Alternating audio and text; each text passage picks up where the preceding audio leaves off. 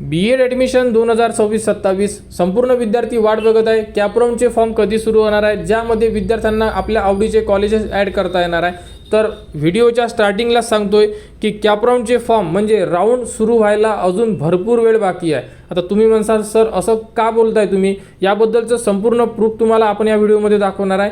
कारण यामध्ये अजूनही साईडवर संपूर्ण जीही माहिती आहे, जे कॉलेजेस आहे ते कॉलेजेसची माहिती उपलब्ध नसल्यामुळे किंवा उपलब्ध होत असल्यामुळे याबद्दलची अपडेट आपल्यापर्यंत आलेली आहे. आता तर ही माहिती तुम्हाला लाईव्ह आपण याच व्हिडिओमध्ये दाखवणार आहे. बघा, सर्वात प्रथम आपण जर साईडवर आलो तर साईडवर तर कोणतीच नोटिफिकेशन आलेली नाही आहे.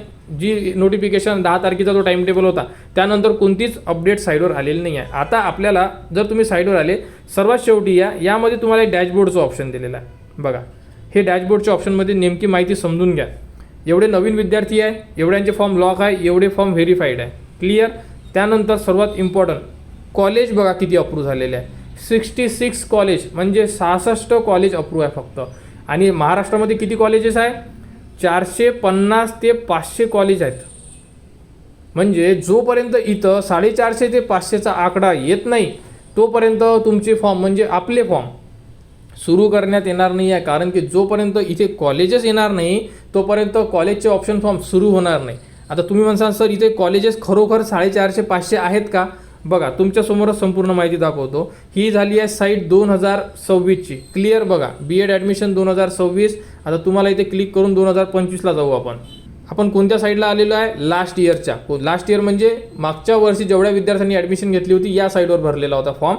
बघा, या साईडवर जर आले तुम्ही, या साईडवर जर डॅशबोर्डला आले तर बघा तुम्ही, हे तर नवीन रजिस्ट्रेशनचं ऑप्शन आहे. यामध्ये आपल्याला काही करायचं नाही सध्या. बघा, अप्रूव्ह कॉलेज किती आहे? 483 कॉलेज अप्रूव्ह आहे.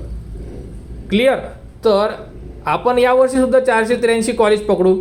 तर 483 कॉलेज जोपर्यंत नवीन साईटवर उपलब्ध होणार नाही तोपर्यंत विद्यार्थ्यांसाठी कॅपराऊंडचे फॉर्म सुरू करणार नाही B.Ed ॲडमिशन.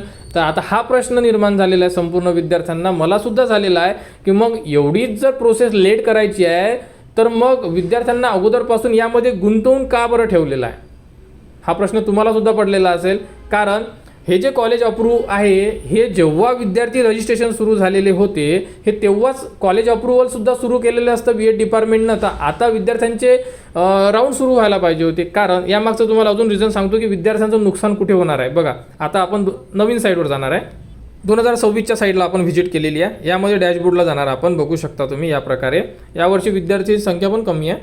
ठीक आहे, इथे 66 कॉलेज अप्रूव्ह आहे. आता बघा, साधारण हे फॉर्म तर सुरू व्हायला अजूनही 15-20 दिवस तर मला असा अंदाज वाटत आहे. कारण की जेव्हा मी लास्ट व्हिडिओ बनवला तेव्हा 8 दिवसा अगोदर हा पॉईंट डिस्कस केला होता, ज्यामध्ये एकच कॉलेज अप्रूव्ह होतं. आता हे 66 झालेलं आहे. आता तुम्हाला माहिती आहे शनिवार रविवार सुट्टी आहे, रक्षाबंधन अजून सुट्टी आहे, काहीतरी ईद वगैरे आहे, या प्रकारे सुट्ट्या आहे. सुट्टीच्या दिवशी गव्हर्नमेंट काम करत नाही, त्यामुळे या आठवड्यामध्ये 4 दिवस वर्किंग असू शकते. ठीक आहे, त्यामुळे साधारणतः 15 ते 20 दिवस अंदाज लावून घ्या तुम्ही. आता एक पॉईंट अजून बघा, नुकसान काय होणार आहे विद्यार्थ्यांचं. गव्हर्नमेंट हॉस्टेल आहे, जे विद्यार्थी असेल ते आपल्या घराजवळच B.Ed करत असेल त्यांना तर काही अडचण नाही आहे. परंतु काही विद्यार्थी असेल जे आपली सिटी सोडून दुसऱ्या सिटीमध्ये जात आहे, त्यांना असं वाटत आहे की आपण B.Ed करणार, गव्हर्नमेंट हॉस्टेलचा फॅसिलिटी घेऊ शकतो, तर त्यांना गव्हर्नमेंट फॅसिलिटी मिळणार नाही. का बरं? कारण की सध्या हॉस्टेलची लास्ट डेट आहे 15 सप्टेंबर. आणि 15 सप्टेंबरपर्यंत आपला कॅपराऊंड जरी भरला आपण तरी खूप झालं असं मला वाटेल. कारण की 15 सप्टेंबरपर्यंत मला वाटत नाही की आपण कॅपराऊंडचे फॉर्म भरणार म्हणून. जर त्या अगोदर झालं तर खूपच छान. परंतु यांचं जे ही वर्क आहे या वर्कवरून तर वाटत नाही आहे. तुम्हीसुद्धा तुमचे मत कमेंट्समध्ये सांगू शकता, असं काही नाही आहे. आपण सुद्धा त्यावर डिस्कस करू. कारण की आपल्या चॅनलवर तुम्हाला माहीत आहे की आपण डिस्कस करतो, माहितीसुद्धा देतो, कमेंट्सवर उत्तरसुद्धा देतो. आपण जेवढ्या आपल्याकडून होत असेल तेवढ्याच देतो. काही सुटत असेल तर त्यांनी असं म्हणू नका की सर आम्हाला तुम्ही कधी उत्तर दिलेलं नाही म्हणून. ठीक आहे, तर ही जी हॉस्टेलची फॅसिलिटी आहे ही विद्यार्थ्यांना मिळायला पाहिजे असं आमचं सुद्धा मत आहे. तर आता नेमकी आता अपडेट काय येऊ शकते हे कोणीच सांगू शकत नाही. कारण की B.Edचे आपण विचार केला होता की कॅपराऊंडचे फॉर्म कधीही सुरू केले जाऊ शकते, परंतु आता चान्स थोडे कमी आहे. कारण की यामध्ये इनटेक अपडेट व्हायचा आहे. परंतु हे इनटेक तरी अपडेट व्हायला पाहिजे. किती विद्यार्थ्यांच्या जागा आहे एवढ्या कॉलेजमध्ये हे पण अपडेट नाही आहे. तर टोटल 400 कॉलेजच्या वर आकडा येईपर्यंत आपल्याला आता वेट करणं आहे. म्हणून अपडेट चेक करत राहा साईडवर येऊन. आपण सुद्धा माहिती देऊ तुम्हाला.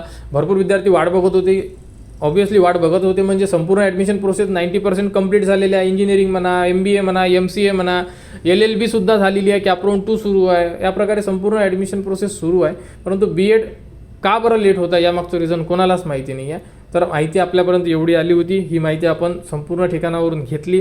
त्यामुळे विद्यार्थ्यांना माहिती असणं गरजेचं आहे की साईडवर सध्या परिस्थिती काय आहे, त्यासाठी हा व्हिडिओ बनवण्यात आलेला आहे. त्यामुळे संपूर्ण विद्यार्थ्यांनी वाट बघा. अपडेट आली, माहिती देऊ आणि पुढील अपडेट्ससाठी आपल्या चॅनलच्या कनेक्टमध्ये राहा. चॅनलला सबस्क्राईब करा व हा व्हिडिओ इतरांपर्यंत शेअर करा.